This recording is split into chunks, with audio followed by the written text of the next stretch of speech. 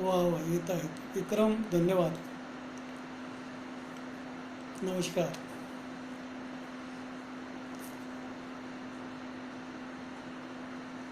मराठी साहित्य वार्ताच्या सगळ्या टेक्निशियन्स, सगळे अरेंजर्स याचे, त्या सगळ्यांना नमस्कार. जय भीम.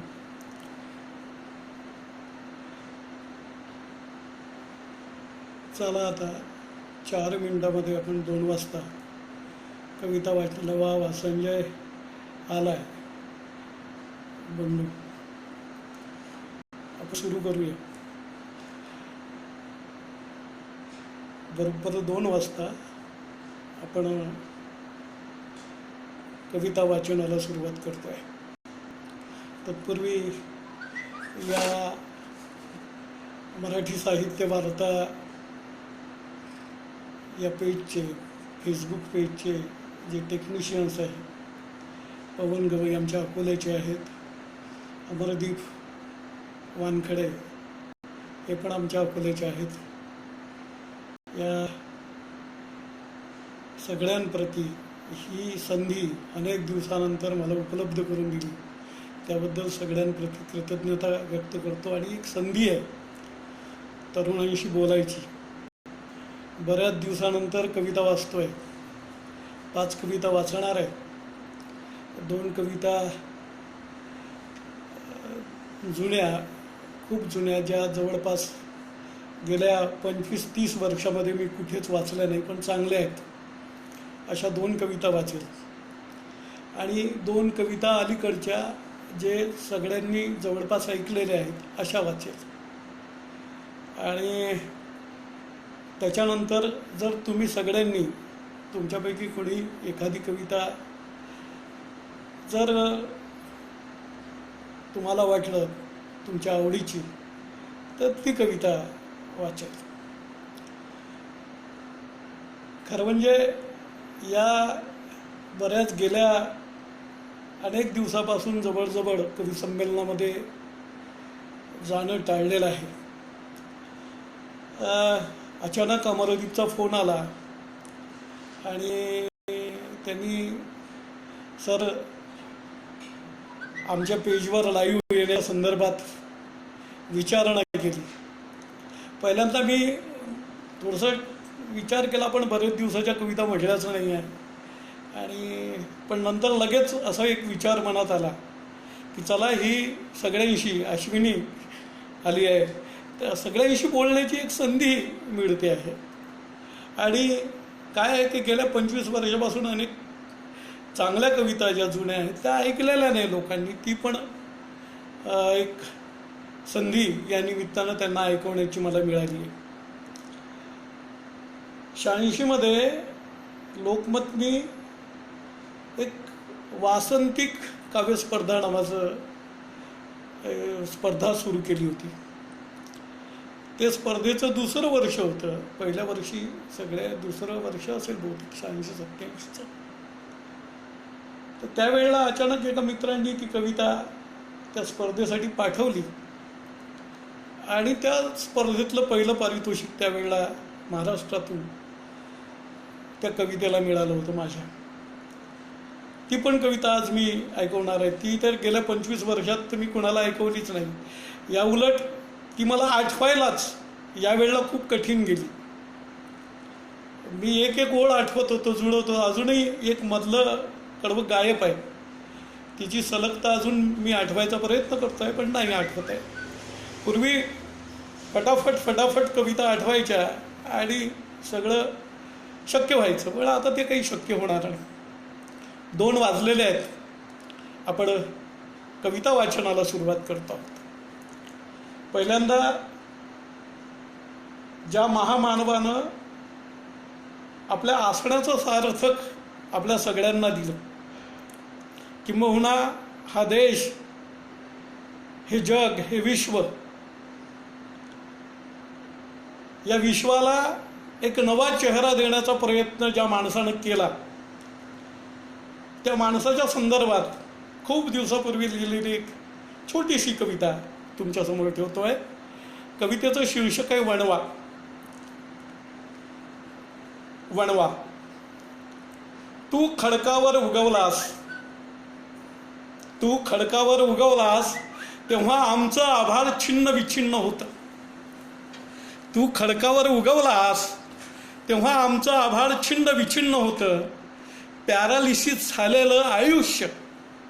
तू खडकावर उगवलास तेव्हा आमचं आभाळ छिन्न विछिन्न होतं. पॅरालिसिस झालेलं आयुष्य नाकारलंय रूढी परंपरांच्या काळ्या दगड्यांनी. तू खडकावर उगवलास तेव्हा आमचं आभाळ छिन्न विछिन्न होतं. पॅरालिसिस झालेलं आयुष्य नाकारलंय इथल्या रूढी परंपरांच्या काळ्या दगडांनी.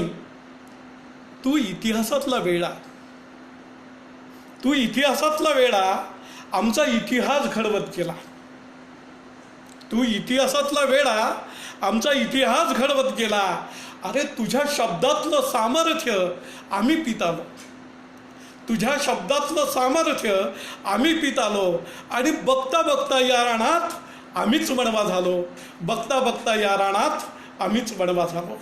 अत्यंत छोटी ही कविता आपल्यासमोर ठेवली आहे. मित्रांनो, या माणसाने काय केलं आणि काय झालं त्याच्या संदर्भातली दुसरी कविता आता मी तुमच्यासमोर ठेवतो आहे. माझं पहाडपण. माझं पहाडपण. आभाळ पाठीवर घेणारं माझं पहाडपण. आभाळ पाठीवर घेणारं माझं पहाडपण त्यांच्या बुगडांना आरपार छेदून गेलंय. आभाळ पाठीवर घेणारं माझं पहाडपण त्यांच्या बुगडांना आरपार छेदून गेलंय. तेव्हापासून त्यांच्या तीक्ष्ण तलवारीची टोकं माझ्याकडे झेपावत आहेत. माझं आभाळ पाठीवर घेणारं पहाडपण त्यांच्या बुगडांना आरपार छेदून गेलंय. तेव्हापासून त्यांच्या तीक्ष्ण तलवारीची टोकं माझ्याकडे झेपावत आहे. आणि हे क्षितिज माझ्या कवेत येऊन रांगत आहे.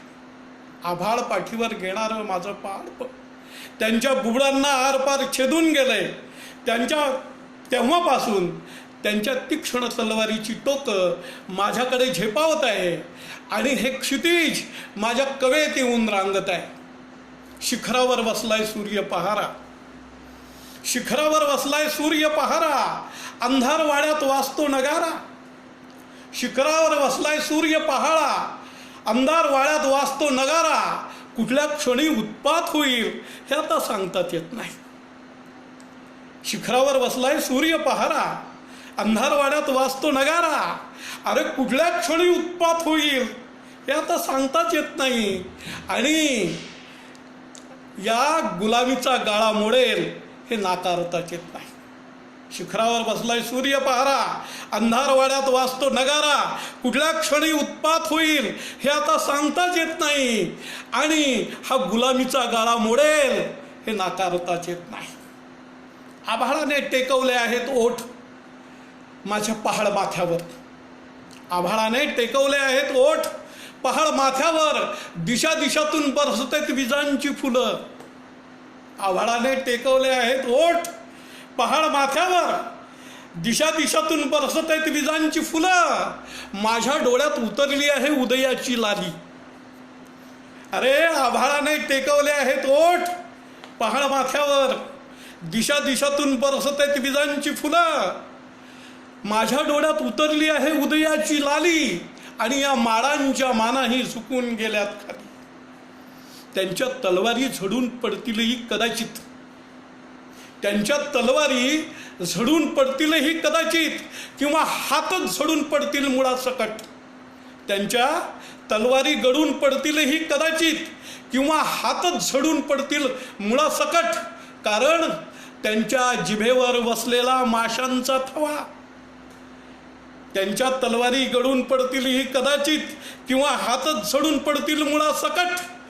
कारण त्यांच्या जिभेवर बसलेला माशांचा थवा. अरे त्यांना हाकलताच येत नाही. आणि माझ्या पावलांचं बळ मला नाकारताच येत नाही. म्हणून म्हणतो कुठल्या क्षणी उत्पात होईल हे आता सांगताच येत नाही, आणि हा गुलामीचा गाडा मोडेल हे नाकारताच येत नाही. हा गुलामीचा गाडा मोडेल हे आता नाकारताच येत नाही. धन्यवाद. संदीप राऊत, देवानंदजी पवार बरेच दिवसानंतर दिसत आहेत समोर. धन्यवाद. प्रवीण ऐकत आहेत. धन्यवाद. चला आता तिसऱ्या कवितेकडे वळू. दरम्यानच्या काळात तुम्हाला एखादी जर कविता आवडली असेल तर ती आपण मला सांगू शकता. एक कविता खूप पूर्वी दंगल खूप दिवसानंतर म्हणतो आहे, बरेच दिवस म्हटली नाही, त्यातले छोटे काही तुटक ओळी मध्ये मध्ये काही लोक म्हणायचे, पण आता ती पूर्ण दंगल ही कविता आता मी तुमच्यासमोर ठेवतोय. सर जय भीम. मनोहर सरांना आदरपूर्वक जय भीम. सर दंगल तुमच्यासमोर ठेवतोय. दंगल. इथल्या तलवारीला लागली आहे चटक युद्धायोजी दंगलीची. इथल्या तलवारीला लागली आहे चटक युद्धायोजी दंगलीची. अरे दंगलीला तहान असते रक्ताची. इथल्या तलवारीला लागली आहे चटक युद्धायोजी दंगलीची. दंगलीला तहान असते रक्ताची. रक्ताला नसते कुठले जात धर्म पंथ नाते. इथल्या तलवारीला लागली आहे चटक दंगलीची. इथल्या तलवारीला लागली आहे चटक दंगलीची युद्धायोजी दंगलीची. दंगलीला असते तहान रक्ताची. रक्ताला नसते कुठले जात धर्म पंथ नाते. तरीही दंगलीत रक्ताचाच महापूर जाते. कोणत्याही दंगलीला नसतो धर्म. कोणत्याही दंगलीला नसतो धर्म.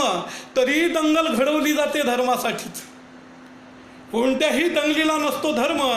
तरीही दंगल घडवली जाते धर्मासाठीच. दंगलीत मेलेल्या माणसांचा किंवा जळालेल्या घरांचा. दंगलीत मेलेल्या माणसांचा किंवा जळालेल्या घरांचा धर्मश्लोक होत नसतो. दंगलीत मेलेल्या माणसांचा किंवा जळालेल्या घरांचा धर्मश्लोक होत नसतो. आणि दंगलीत मेलेल्या माणसांचा किंवा जळालेल्या घरांचा धर्मश्लोक होत नसतो. आणि कुठल्याही दंगलीचा इतिहास धर्मग्रंथात लिहिला जात नसतो. दंगलीत मेलेल्या माणसांचा किंवा जळालेल्या घरांचा धर्मश्लोक होत नसतो. आणि कुठल्याही दंगलीचा इतिहास धर्मग्रंथात लिहिला जात नसतो. दंगलीत मेलेल्या माणसाला नसते शहीदत्व. दंगलीत मेलेल्या माणसाला नसते शहीदत्व. कुणी जाणत नसतो माणसाचं महत्त्व. दंगलीत मेलेल्या माणसाचा नसते शहीदत्व. कुणी जाणत नसतो माणसाचं महत्त्व. दंगलीत असते मरण. मरण फक्त मरण. दंगल मात करत असते मरणावर. आणि धर्माऐवजी देहच जडत असतो सरडावर. अरे दंगल मात करत असते मरणावर.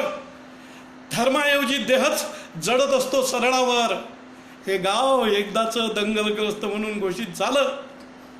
हे गाव एकदाच दंगलग्रस्त म्हणून घोषित झालं की पांढऱ्या शुभ्र गिधाडांची वरात गावात येते. हे गाव एकदाच दंगलग्रस्त म्हणून घोषित झालं की पांढऱ्या शुभ्र गिधाडांची वरात गावात येते. सांत्वनाच्या नावाखाली अश्रूंचा लिलाव केला जाते. हे गाव एकदाच दंगलग्रस्त म्हणून घोषित झालं की पांढऱ्या शुभ्र गिधाडांची वरात गावात येते. सांत्वनाच्या नावाखाली अश्रूंचा लिलाव केला जाते. अरे शांती यात्रा पदयात्रा नेहमीच्याच त्यांच्या पायवाटा. शांती यात्रा पदयात्रा नेहमीच्याच त्यांच्या पायवाटा. चुडा भरला हात मात्र हरदम राहत असतो थोटा. अरे शांती यात्रा पदयात्रा नेहमीच्याच त्यांच्या पायवाटा. चुडा भरला हात मात्र हरदम राहत असतो थोटा. अरे भाषणाच्याही झडत असतात कोरड्यात सरी. भाषणाच्याही जडत असतात कोरड्यात सरी. माणूस माणसातली कधी सांदत नसतो तरी. भाषणाच्याही झडत असतात कोरड्यात सरी. माणूस माणसाची कधी सांदत नसतो तरी. माणसं मारून कुणाला धर्म वाचवता येत नाही.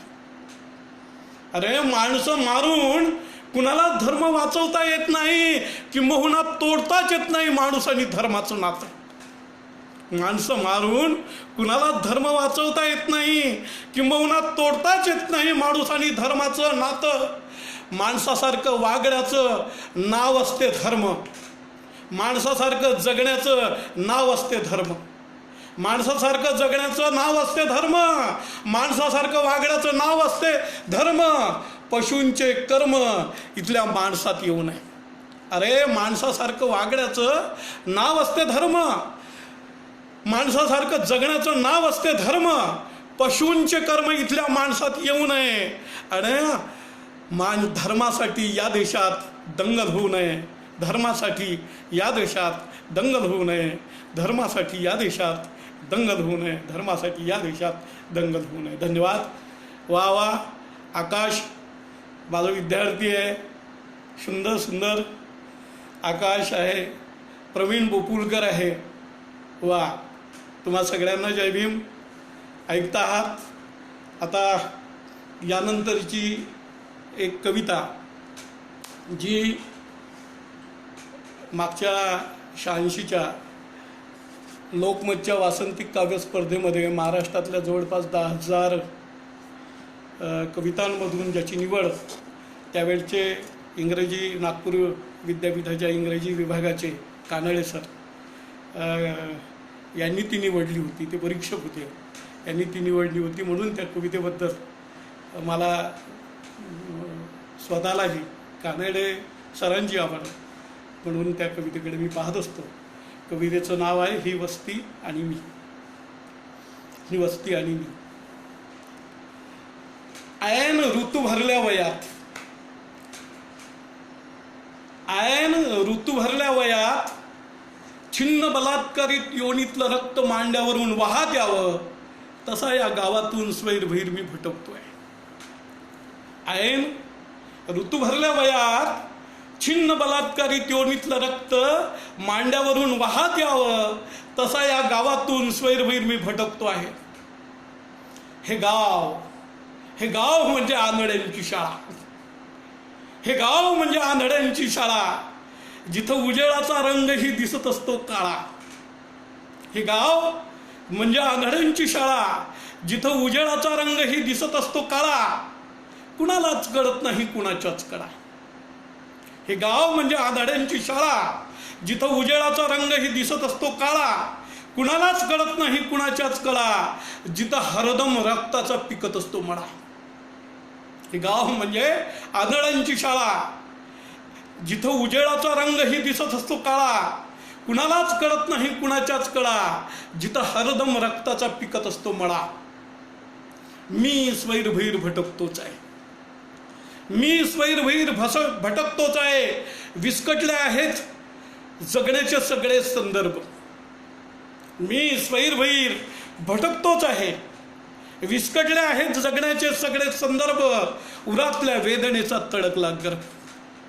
मी स्वैरभैर भटकतोच आहे. विस्कटले आहेत जगण्याचे सगळे संदर्भ, उरातल्या वेदनेचा तडकला गर्भ. मी स्वैरभैर भटकतोच आहे. पाऊलं टिचली आहेत. मी स्वैरभैर भटकतोच आहे. पावलं टिचली आहेत. भेगाळलेल्या जखमांच्या विळख्यात बुडालेला माझा चेहरा, भेगाळलेल्या जखमांच्या विळख्यात बुडालेला माझा चेहरा. मी स्वैरभैर भटकतोच आहे. पावलं टिचली आहेत. भेगाळलेल्या जखमांच्या विळख्यात बुडालेला माझा चेहरा, काळोख गिळणाऱ्या माणसांची वस्ती शोधते. मी स्वैरभैर भटकतोच आहे. पावलं टिचली आहेत. भेगाळलेल्या जखमांच्या विळख्यात बुडालेला माझा चेहरा, काळोख गिळणाऱ्या माणसांची वस्ती शोधत आहेत. विस्कटले आहेत जीवनाचे सगळे संदर्भ, उरातल्या वेदनेचा तडकला आहे गर्भ. आग कधीच विझवत नसते आग, आग कधीच विझवत नसते आग. आगेत ओले वाढले सगळेच होते राग. आग कधीच विझवत नसते आग, आगेत ओले वाढले सगळेच होते राग. म्हणून मला पेटवणाऱ्या आगेपासून त्यांची वस्ती सही सलामत सुटे. अरे आग कधीच विझवत नसते आग, आगेत मोले वाढले सगळेच होते राख, म्हणून मला पेटवणाऱ्या आगेपासून त्यांची वस्ती सही सलामत सुटे या भ्रमात त्यांनी राहू नये. मला पेटवणाऱ्या आगेपासून त्यांची वस्ती सही सलामत सुटेल या भ्रमात त्यांनी राहू नये आणि माझ्या मरणाचा उत्सव त्यांनी साजरा करू नये. माझ्या मरणाचा उत्सव, माझ्या जडफडत्या मरणाचा उत्सव, माझ्या तडफडत्या मरणाचा उत्सव त्यांनी साजरा करू नये, त्यांनी साजरा करू नये, त्यांनी साजरा करू नये. धन्यवाद. इंगळे साहेब, पुन्हा पवार साहेब, जलदा जय भीम. गजानन वाह जय भीम. ऐकता आहात सगळे लोक, सगळ्यांचे आभार, मनपूर्वक कृतज्ञता सगळ्यांप्रती व्यक्त करतो. आणि ही पुन्हा एक कविता तुमच्यासमोर ठेवतो आहे.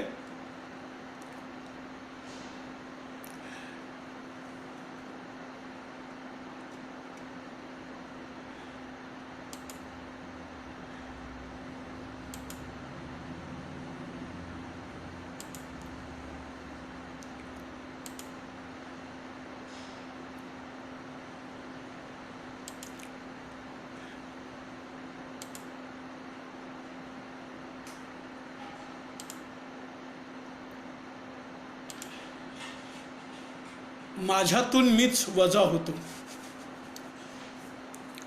सुंदर कविता आहे.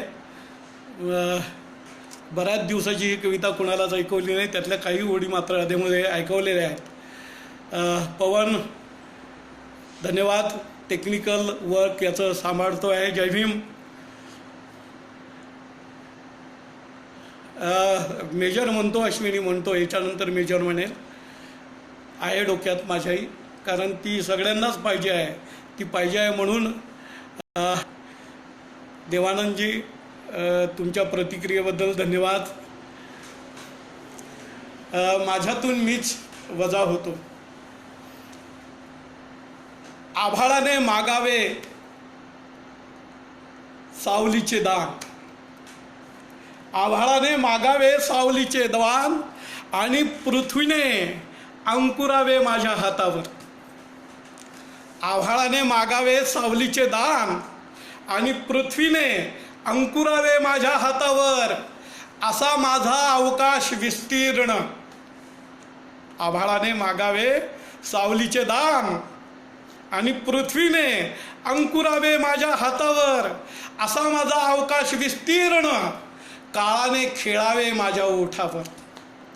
पृथ्वीने, आभाळाने मागावे सावलीचे दान आणि पृथ्वीने अंकुरावे माझ्या हातावर, असा माझा अवकाश विस्तीर्ण की काळाने खेळावे माझ्या ओठावर. मी उजेडाला अर्थ दिला काळोखाच्या पार्श्वभूमीवर.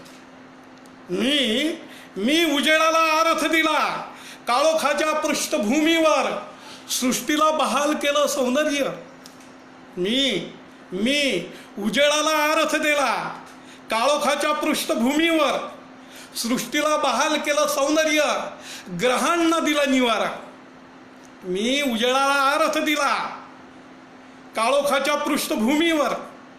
सृष्टीला बहाल केलं सौंदर्य आणि ग्रहांना दिला निवारा. असे विशाल माझे औदार्य.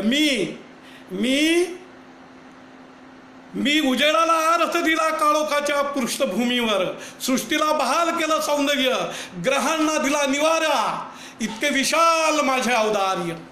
मी सूर्याला म्हटले सूर्य. मी म्हटले सूर्याला सूर्य. मी सूर्याला सूर्य म्हटले, चंद्राला म्हटले चंद्र आणि तारकांना चिल्लर चांदण्या. मी सूर्याला म्हटले सूर्य, चंद्राला म्हटले चंद्र आणि तारकांना चिल्लर चांदण्या. माझ्या समोर व्याप्तीचा अर्थ थिटा. मी सूर्याला म्हटले सूर्य, चंद्राला म्हटले चंद्र आणि तारकांना चिल्लर चांदण्या. माझ्या समोर व्याप्तीचा अर्थ थिटा. माझ्या घराला आभाळाचा ओटा. माझ्या समोर व्याप्तीचा अर्थ थिटा, माझ्या समोर व्याप्तीचा अर्थ थिटा, माझ्या घराला आभाळाचा ओटा. मी हुंकारतो, मी हुंकारतो तेव्हा वादळाला उधाण येते. मी हुंकारतो तेव्हा वादळाला उधाण येते. मी चालतो तेव्हा अंतराळ भयकंपित होते. मी हुंकारतो तेव्हा आभाळाला उधाण येते. मी चालतो तेव्हा अंतराळ भयकंपित होते. मी विराट, मी विराट, अरे आदि अंत माझे भाट. मी विराट, आदि अंत माझे भाट. मी सूर्याला खेळवतो ओठावर, चंद्राची खातो भाकर. मी सूर्याला खेळवतो ओठावर, चंद्राची खातो भाकर. अरे चांदण्याच्या कण्या वाटत फिरतो गावभर. मी सूर्याला खेळवतो ओठावर, चंद्राची खातो भाकर, चांदण्याच्या कण्या वाटत फिरतो गावभर. मी विश्वाला आकार देतो. मी विश्वाला आकार देतो तेव्हा बुद्धाची करुणा होतो. मी विश्वाला आकार देतो तेव्हा बुद्धाची करुणा होतो. प्रज्ञेच्या छायेखाली मैत्रीचा धागा होतो. मी विश्वाला आकार देतो तेव्हा बुद्धाची करुणा होतो. प्रज्ञेच्या छायेखाली मैत्रीचा धागा होतो. मी होतो प्रलय, मी होतो प्रलय तेव्हा पाण्यातून ज्वाळा येतात. मी होतो प्रलय तेव्हा पाण्यातून ज्वाला येतात. तुफानाची बदलते दिशा आणि दगडांना पाझर फुटतात. मी होतो प्रलय तेव्हा पाण्यातून ज्वाळा येतात. तुफानाची बदलते दिशा आणि दगडांना पाझर फुटतात. मी नकार देतो, मी नकार देतो. अंधाराचे उभे पटल चिरत नेतो. मी नकार देतो. अरे अंधाराचे उभे पटल चिरत नेतो. मी करतो माणसाला मनुष्यत्व बहाल. मी करतो माणसाला मनुष्यत्व बहाल. तेव्हा माझ्यातून मीच वजा होतो. तेव्हा माझ्यातून मीच वजा होतो. तेव्हा माझ्यातून मीच वजा होतो. धन्यवाद विकास, धन्यवाद विकास कांबळे सर, धन्यवाद. आपण सगळेजण बघत आहात. सगळ्यांचा मी आभारी आहे. सगळ्यांप्रती कृतज्ञता आहे. खरं म्हणजे ही चांगली संधी मला मराठी साहित्य वारतांनी उपलब्ध करून दिली आहे तुमच्याशी बोलण्याची. खरं म्हणजे एक पिढी जाते आहे. अनेक लोकांना या कविता माहीत पण नाही. पुन्हा नव्यानं त्याची उजळणी, या कवितांची उजळणी, पुन्हा या 4 कवितांची उजळणी आता मी तुमच्यासमोर केलेली आहे. शेवटली कविता तुमच्या, खरं म्हणजे 2 कविता माझ्या डोक्यात होत्या, पण मराठी साहित्य वारतांनी 5च कवितांच्या संदर्भात ते माझे आपल्याशी बोलले आहेत. त्याच्यामुळं आपण हा निकष काठोकाठ पाळला पाहिजे. आता माझ्यासमोर 2 कविता आहेत. एक अलीकडेच बाबासाहेबांच्या संदर्भात लिहिलेली आणि दुसरी जुनी मेजर सादर करा असं म्हणतायत. कदाचित साहित्य वारता हा जर ग्रुप मला परवानगी देत असेल, त्यांनी परवानगी जर मला दिली एक कविता जास्तीची बनण्याची, तर 2 कविता मी म्हणेल. त्यांनी याच्यामध्ये मला परवानगी देण्याची नोंद जर केली तर निश्चितपणे मी पुढं सरकेल. नाही तर शेवटली कविता म्हणून ही कविता आपल्यासमोर. हो हो हो मदन कुमारी, हो तेच माझ्यासमोर आता तोच प्रश्न आहे. या ग्रुपने जर मला परवानगी दिली एक कविता जास्तीची म्हणायची, कारण मी तसं काही निवेदन केलंच नाही माझ्या संदर्भातलं. मी याच्यापूर्वी पाहिलं आहे अनेकांनी अनेक निवेदनं केली व्यक्तिगत. मी जास्तीचं निवेदन जास्त केलंच नाही. ती जागा जर मला त्यांनी तेवढ्यासाठी जर दिली तर निश्चितपणे एक कविता खरं म्हणजे मला बाबासाहेबाच्या संदर्भातली अलीकडचे संदर्भ घेऊन ऐकवायची होती. अच्छा, धन्यवाद.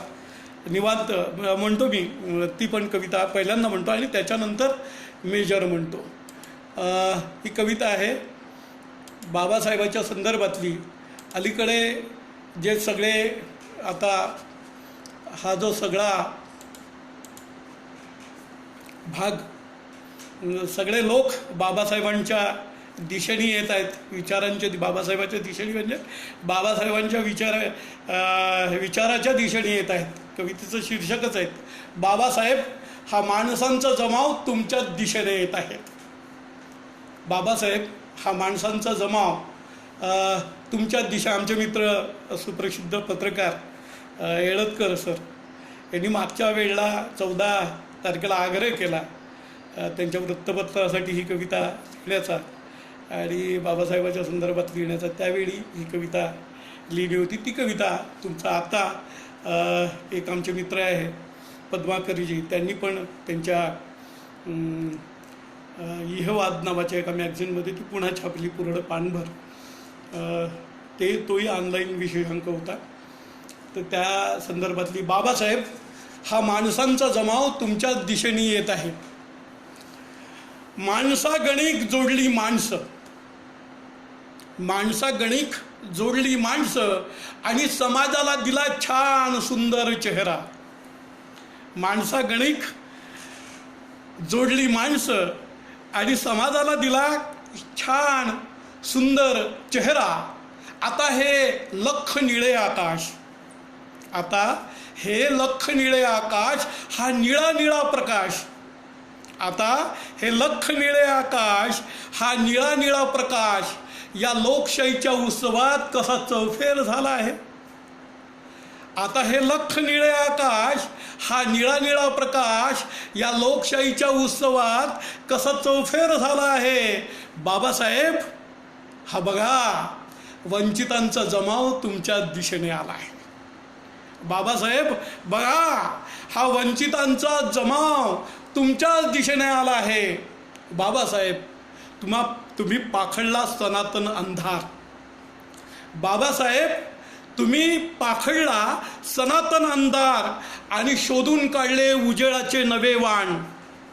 बाबासाहेब तुम्ही पाखडला सनातन अंधार आणि शोधून काढले उजेडाचे नवे वाण जे वादळाने वाकले नाही, जे वादळाने वाकले नाही आणि उन्मादाच्या भूकंपाने गिळले नाही.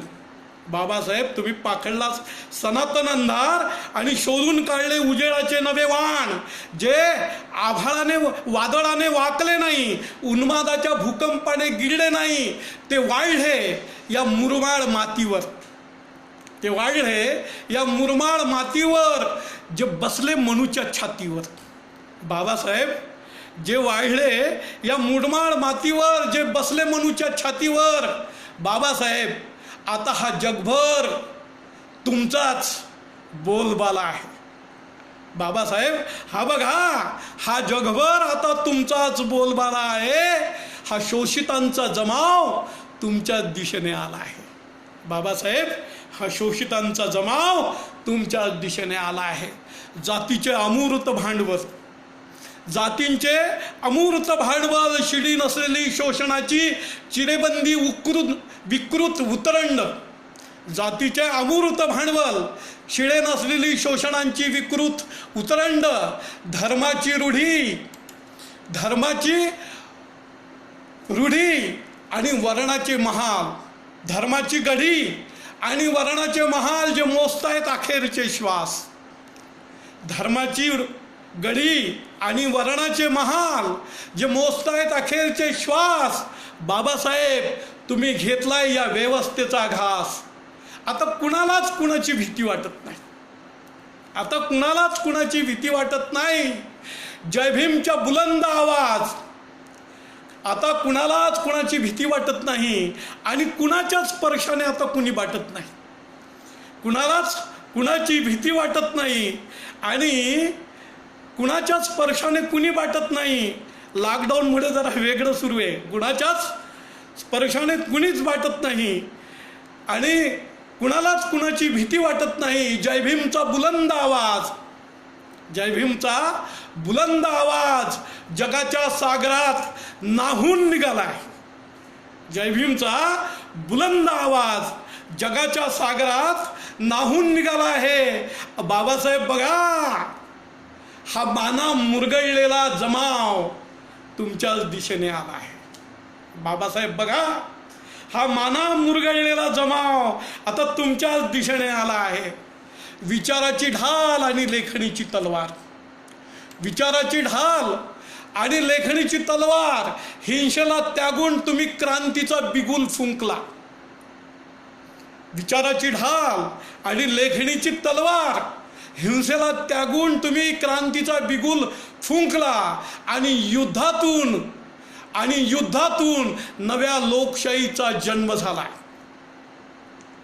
विचाराची ढाल, लेखणीची तलवार, हिंसेला त्यागून तुम्ही क्रांतीचा बिगुल फुंकला आणि या युद्धातून नव्या लोकशाहीचा जन्म झाला.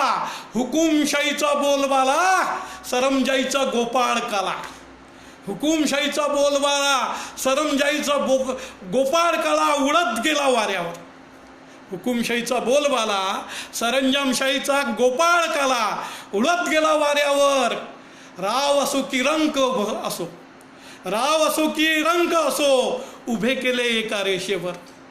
हुकुमशाहीचा बोलबाला सरंजाईशाहीचा गोपाळ काला उडत गेला वाऱ्यावर. राव असो की रंक उभे केलेत एका रेषेवर. एक मत एक मूल्य, एक मत एक मूल्य, हा तुल्यबळाचा मंत्र आज आमच्याही काळजात भिनला आहे. हा तुल्यबळाचा मंत्र आज आमच्याही काळजात भिनला आहे. बाबासाहेब बघा, हा शोषितांचा जमाव, बाबासाहेब बघा, हा नडलेल्या माणसांचा जमाव तुमच्याच दिशेने आला आहे. ज्यांनी काढली रथयात्रा, ज्यांनी काढली रथयात्रा पण मंडल रोखू शकले नाही, ज्यांनी काढली रथयात्रा पण मंडल रोखू शकले नाही, ते आले सत्तेवर. ज्यांनी काढली रथयात्रा पण मंडल रोखू शकले नाहीत, ते आले सत्तेवर पण संविधानाला तोडू शकले नाही. सत्तेने सगळे साध्य करता येते असे नाही, सत्तेने सगळे साध्य करता येत नाही. ते आले, त्यांनी काढली रथयात्रा पण मंडल रोखू शकले नाही. ते आले सत्तेवर पण संविधानाला तोडू शकले नाही. सत्तेने सगळे साध्य करता येत नाही आणि उन्मादाने मंदिर बांधताही येत नाही. ते माणसांना अडकवतात भीतीच्या फासात, ते माणसांना अडकवतात भीतीच्या फासात, ते माणसांना अडकवतात भीतीच्या फासात. बांधतात मृगजळाचे इमले मनातल्या मनात, ते माणसांना अडकवतात भीतीच्या फासात. बांधतात मृगजळाचे इमले मनातल्या मनात. ते दाखवतात स्वप्नांचे रंगीबेरंगी फुले भगव्या डोळ्यांना, ते दाखवतात स्वप्नांचे रंगीबेरंगी फुगे भगव्या डोळ्यांना. ते कधीच नसतात तुमचे किंवा आमचे, ते कधीच नसतात तुमचे किंवा आमचे. त्यांना लागले आहेत वेद नव्या पेशवाईचे. त्यांचे इमले, त्यांचे स्वप्न केवळ स्वप्नच राहणार आहे. त्यांचे इमले, त्यांचे स्वप्न केवळ स्वप्नच राहणार आहे. हे वादळ आता नव्याने हुंकारणार आहे.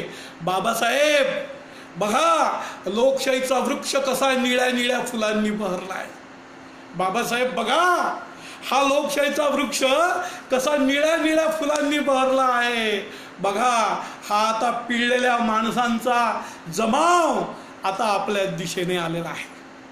हा बघा, पिळलेल्या माणसांचा जमाव आपल्या दिशेने आलेला आहे. बाबासाहेब समतेचे होत आहे वर्तुळ व्यापक. बाबासाहेब समतेचे होत आहे वर्तुळ व्यापक, वाढतो आहे परीघ पावलांचा. बाबासाहेब समतेचे वर्तुळ होते आहे व्यापक, वाढतो आहे परीघ पावलांचा. तुम्हीच झाला आहात आस्थेचे केंद्रक सगळ्याच उजेडाचे. तुम्हीच झाला आहात आस्थेचे केंद्रक सगळ्या उजेडाचे. उजेडाच्या बेरजेला तुमचेच नाव देत आहेत लोक. अरे उजेडाच्या बेरजेला आता तुमचेच नाव देत आहेत लोक. देश, धर्म आणि जातीच्या सीमांचे बांध तुटत आहेत तळातळा.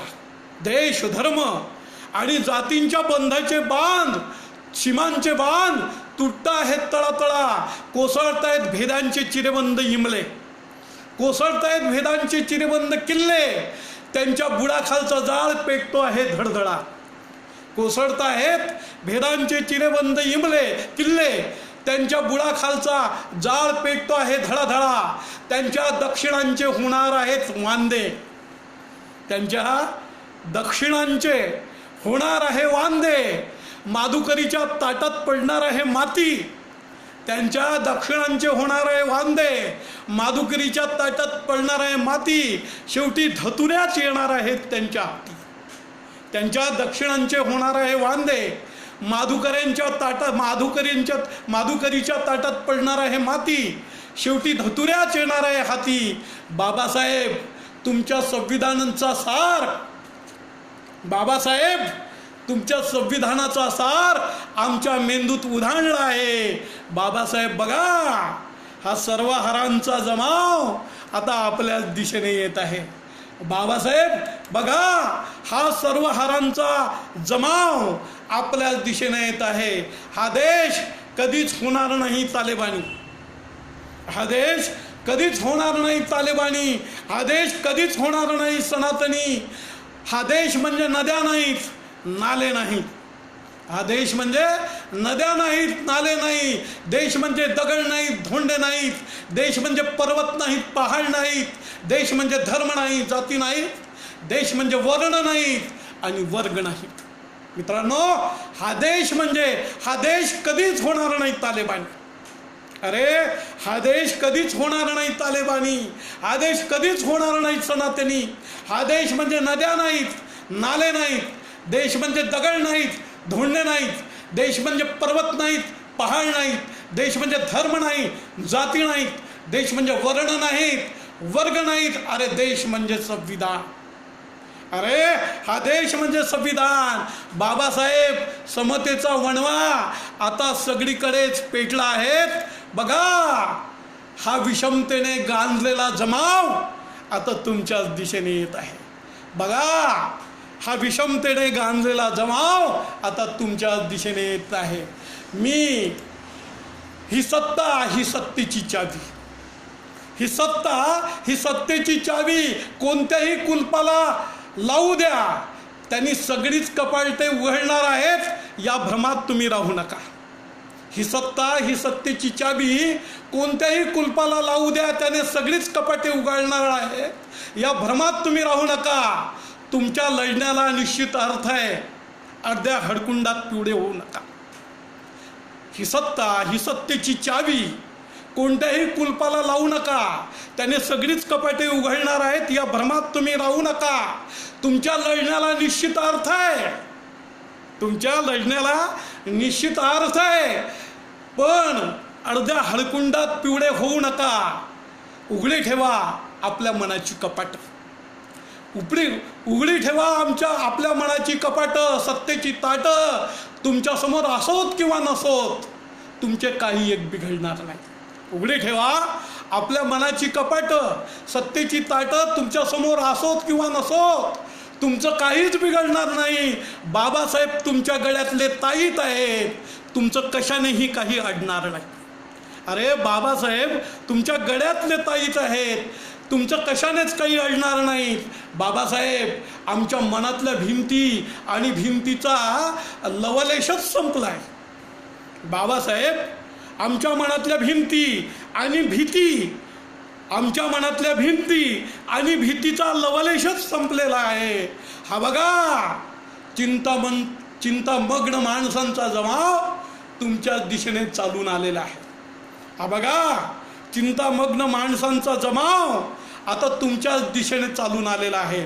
बाबासाहेब तुम्ही झाला आहात एक विचार, बाबासाहेब तुम्ही झाला आहात एक विचार, तुम्ही झाला आहात एक सिद्धांत माणसाच्या जगण्याचा, समाजाच्या असण्याचा. बाबासाहेब तुम्ही झाला आहात एक विचार, तुम्ही झाला आहात एक सिद्धांत माणसाच्या जगण्याचा, समाजाच्या असण्याचा.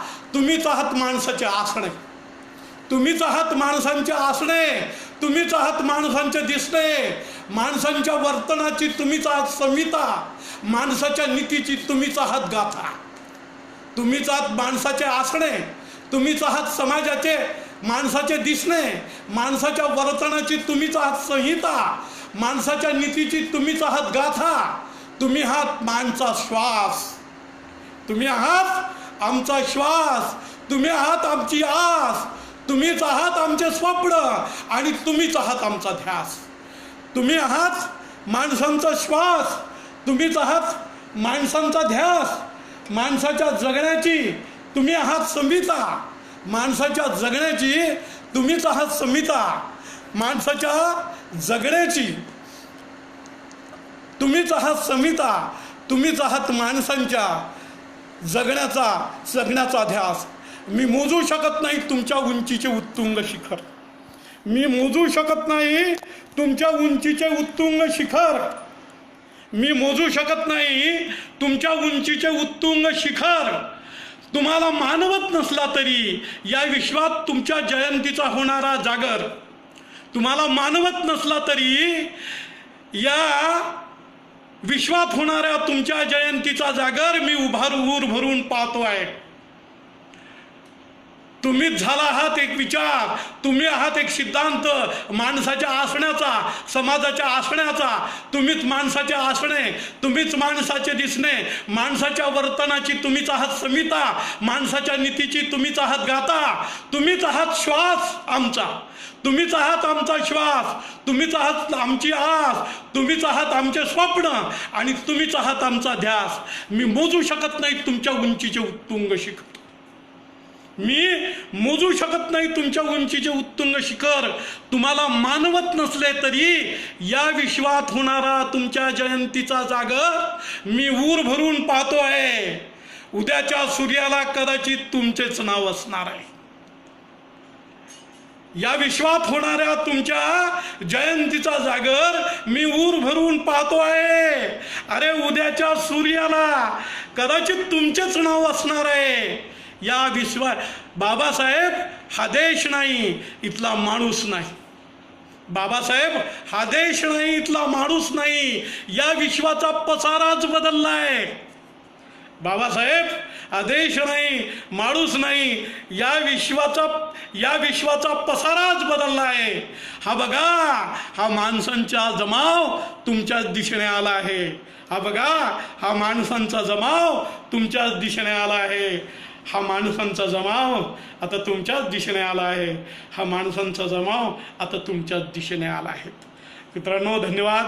ही थोडी लांब आणि माझाही श्वास भरून आणणारी ही कविता होती. थोडी लांबच कविता झाली, कारण हे सगळं यावेळचा हा सगळा चेहरा या कवितेमध्ये मला प्रतिबिंबित करायचा होता. त्यामुळं हे सगळं, ही थोडी मोठी कविता मी तुमच्यासमोर सादर केली. आता एक शेवटची कविता, मेजर.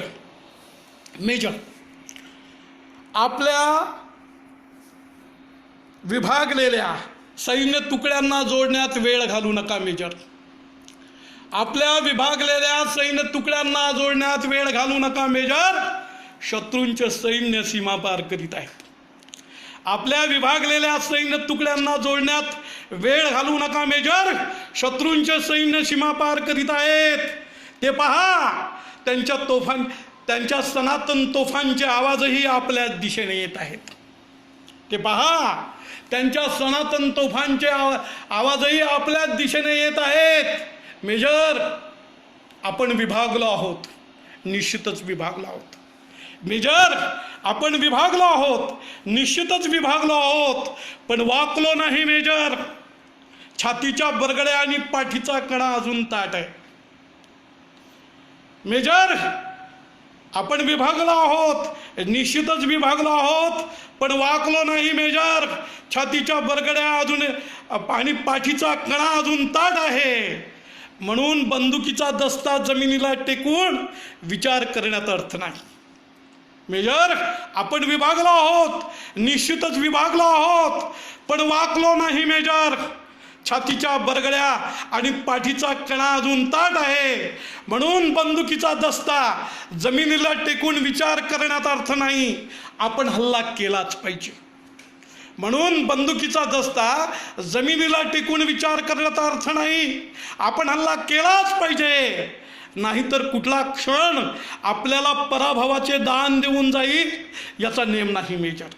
मेजर, अरे शत्रू गुलामीच्या जडत्या घरात राहण्यापेक्षा त्यांच्या विरोधात लढणाऱ्या माणसांच्या कहाण्या मी ऐकल्या आहेत. मेजर, अरे शत्रू गुलामीच्या जडत्या घरात राहण्यापेक्षा त्यांच्या विरोधात लढणाऱ्या माणसांच्या कहाण्या मी ऐकल्या आहेत मेजर. म्हणून आपल्या पराभवानंतर युद्धविराम होईलच असं तुम्ही समजू नका. म्हणून आपल्या पराभवानंतर युद्धविराम होईलच असं तुम्ही समजू नका. फक्त आपल्या शहीदत्वाचं रक्त या मातीला लागू द्या. फक्त आपल्या शहीदत्वाचं रक्त इथल्या मातीला लागू द्या, म्हणजे झोपडीतला बारूदखाना आपोआपच उडेल. फक्त आपल्या शहीदत्वाचं रक्त या मातीला लागू द्या, म्हणजे झोपडीतला बारूदखाना आपोआपच उडेल आणि त्यातूनच आपल्या विजयाचा नवा इतिहास घडेल. त्यातूनच आपल्या विजयाचा नवा इतिहास घडेल. त्यातूनच आपल्या विजयाचा नवा इतिहास घडेल. त्यातूनच आपल्या विजयाचा नवा इतिहास घडेल. धन्यवाद मित्रांनो. बराच वेळ 6 कविता मी तुम्हाला ऐकवल्या, आपण ऐकल्या. धर्मशील गेडाम आहेत, पुन्हा देवानंदजी आहेत. देवानंदजी, आपण मन लावून ऐकतायत, आपले आभार. अरे भवरे सर, जय भीम, जय भीम, जय भीम. विजय कुमारजी, जय भीम. आपण सगळ्यांनी अगदी ऐकलं. खरं म्हणजे गेल्या 25-1 वर्षानंतर मी एवढ्या कविता पहिल्यांदा म्हणतो आहे. म्हणजे खरं म्हणजे एवढ्या कविता कधीच एका वेळेला म्हटलेल्या नाही. आणि साहित्य वार्ता या पेज ग्रुपने मला ही संधी दिली तुमच्यासमोर उभं राहण्याची, बोलण्याची. पंकजजी, जय भीम. सुनंदाजी बोधिलेजी, जय भीम. मदन कुमार, पुन्हा जय भीम. अरे वा वा. डॉक्टर नानोर सर, डॉक्टर सुशीलाजी, जय भीम. मदन कुमार इंगळे, धन्यवाद. आपणा सगळ्यांचे जय भीम. विशेषतः मराठी साहित्य वार्ता या ग्रुपनी, या सगळ्या तरुण मित्रांनी मला ही संधी उपलब्ध करून दिली आणि तुमच्याशी कवितेच्या रूपानं मला बोलता आलं. खरं म्हणजे या सगळ्यांप्रती मी कृतज्ञता करतो. आता आपण उत्तरार्धाकडे झुकलेली, वयाच्या संदर्भात, मनाच्या संदर्भात नाही, वयाच्या संदर्भात उत्तरार्धाकडे झुकलेले आपण सगळे सिनियर सिटिझन्स आहोत, वरिष्ठ नागरिक आहोत. आता जवळपास आता मी साठीकडे आता झुकतो आहे आणि त्या काळातला हा जोम यावेळेला आणण्याची पुन्हा संधी दिली मराठी साहित्य वार्ताचे सगळे आमचे मित्र. पवनजी आहेत, पवन गवई आहेत, आमचे अमरदीप आहेत वानखडे. विजयकुमार गवई यांनी त्यांना माझी आठवण करून दिली, त्यांचे देखील आभार. सगळ्यांप्रती कृतज्ञता. आपण सगळे लोक लाईव्ह मला ऐकलत त्याबद्दल पुनश्च सगळ्यांप्रती कृतज्ञता करतो.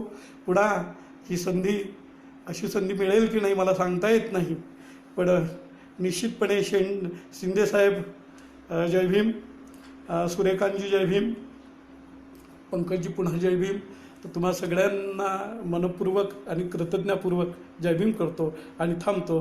पुनश्च सगळ्यांचे जय भीम. इथल्या टेक्निशियनचे, अमरदीपचे, पवनचे आणि सगळ्या ऐकणाऱ्या मंडळींचे. विशेषतः सर मनोहर सर ऐकत होते, त्याबद्दल सरांप्रती आदरपूर्वक कृतज्ञता व्यक्त करतो. थांबतो. धन्यवाद, धन्यवाद, धन्यवाद. निघतोय. धन्यवाद. जय भीम.